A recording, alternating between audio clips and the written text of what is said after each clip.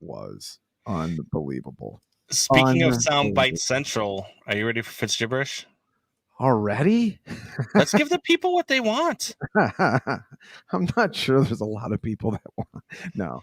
The people want Fitzgibberish. All right. Let's give the people what they want. Prom picture Fitz.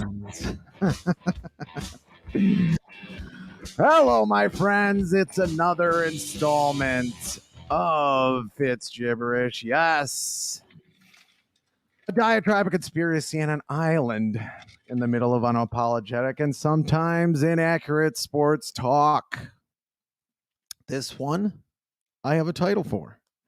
How to root for a terrible White Sox team.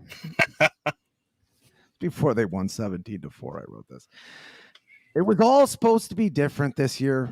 We had a new coach who had a new style.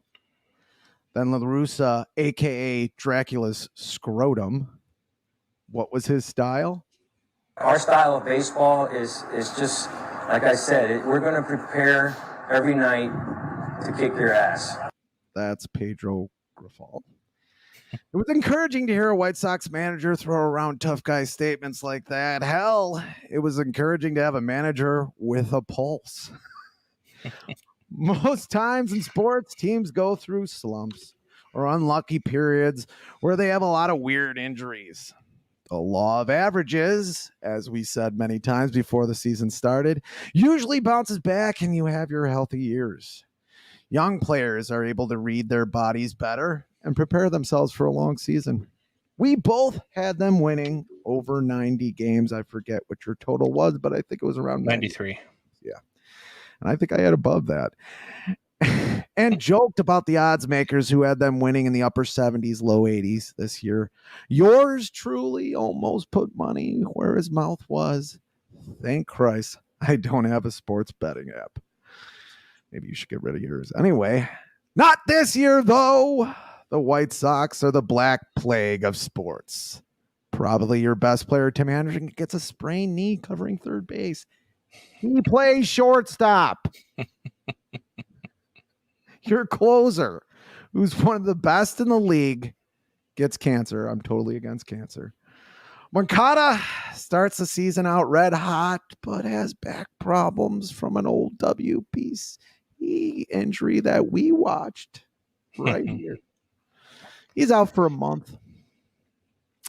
Your number one prospect, top 10 prospect in the league on many charts, left-handed hitting shortstop Colson Montgomery hasn't played one game in the minors this season. Joe Kelly. That 1 year, bro, I fucking broke my back pretty much. He didn't break his back pretty much, but he was out for a couple weeks. How do you break your back? Pretty much, I don't know. I think you either break it or you don't break it. Jake Berger had an OPS of 1,000. You just mentioned it, Combs. He's out with an oblique strain. And yes, we all got the news yesterday that Eloy Jimenez, with an 8-game hitting streak where he had 3 home runs and was batting around 500. Probably the best hitter on your team and an emergency appendectomy. Out for 4 to 6 weeks. Let's be honest, a black plague at this point would be an improvement for this team. I went to a Bears game with my wife in 2018 against the Detroit Lions. The Bears won pretty handedly, had a pretty good team that year. And yeah, Detroit was bad as they usually are. But Cody Parkey hit the crossbar 3 times in that game. 3 times. My takeaway after the game was, who cares if he's the best kicker in the history of football? Get him off the team. Something bad always happens when he's around. I don't think I have to tell you how Cody Parkey's story ends with the Chicago Bears in 2018. The White Sox are like a blackjack dealer at a casino that they call a cooler who comes in when you're on a lucky streak to wipe you out.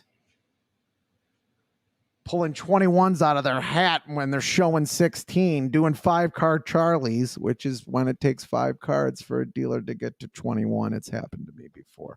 Let's face it.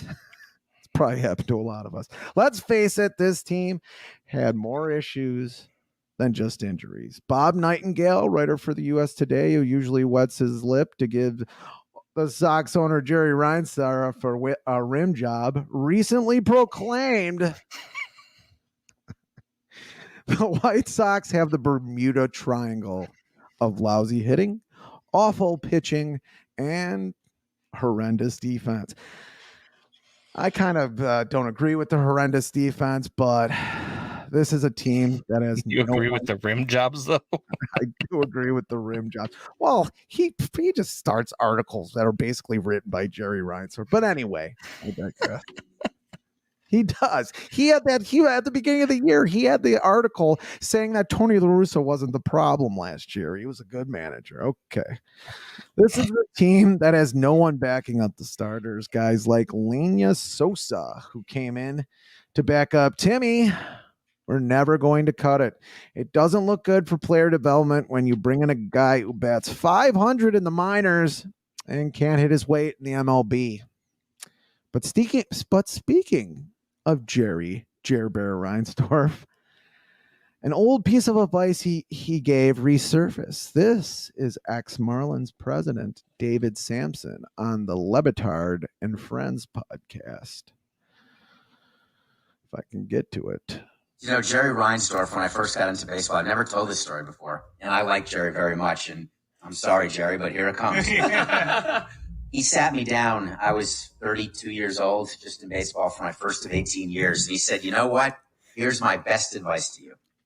Finish in second place every single year, because your fans will say, wow, we've got a shot. We're in it.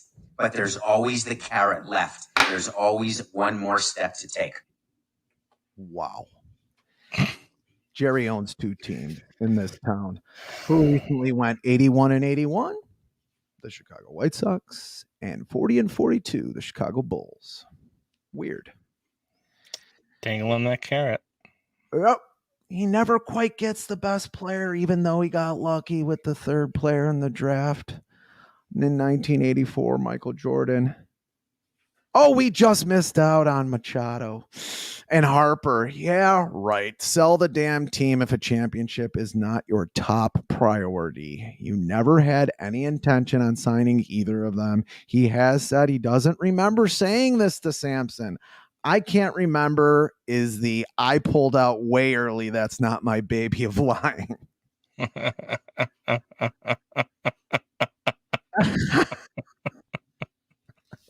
I don't know when I wrote that. It was late last night. I should thank him, though, for giving me a new way to root for his teams. Here's George Carlin, my favorite stand-up, explaining his philosophy on stand-up, his new philosophy, that is, on stand-up. And I found a very liberating position for myself as an artist.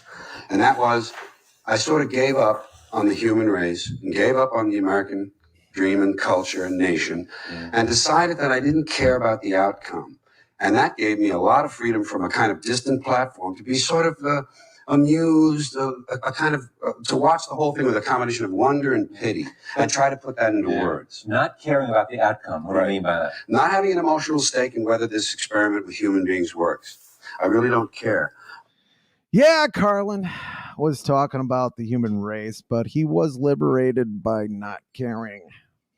Liberation sounds pretty good at this point in this miserable season, so I have decided to not care. When Luis Robert stubs his toe and is out for 2 months, I don't care. When Joe Kelly pretty much breaks his back or breaks it all the way, I don't care. Sox fans everywhere until Jerry sells the team and some rich dipshit moves them to Las Vegas because Lord knows they need another team. Stop caring.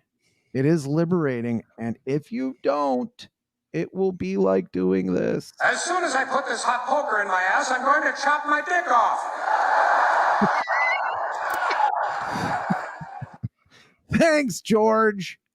And thank you, friends, for listening. That is Fitzgibberish.